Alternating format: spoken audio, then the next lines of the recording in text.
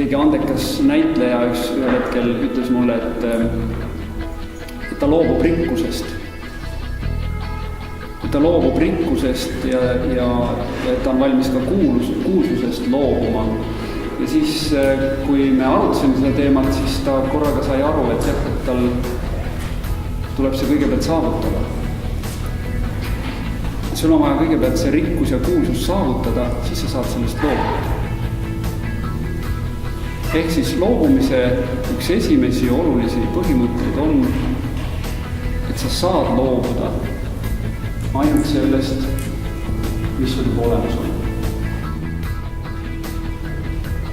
Nii kaua, kuni meil ei ole vahendeid, meil ei ole ka eesmärki. Meil on unistus ja see on täiesti okei. Nii siis, kui tekivad vahendid, siis tekib eesmärk, unistus muutub eesmärgiks. Vot siis me saame eesmärgist loobuda. Me võime ka unistusest loobuda, on reaalselt olemas, mul on unistus. Ma unistan, saada kosmonaudiks. Korraga ma saan aru, et ma loobun sellest. Ma tahan hoopis kaevuris. Kui mul on mingil hetkel vahendid olemas, et mingi unistus teha teoks, et siis see tähendab seda, et see on eesmärk. Juba tekkis eesmärk, ajaliselt mul on võimalus selle suunas liikuda. Nüüd ma ühel hetkel selle teekonna peal võin öelda, stopp, see ei vii mind sinna, kui ma minna tahan. Korraga ma saan aru, et küsimus ei ole asja saavutamises, vaid küsimus on tundes.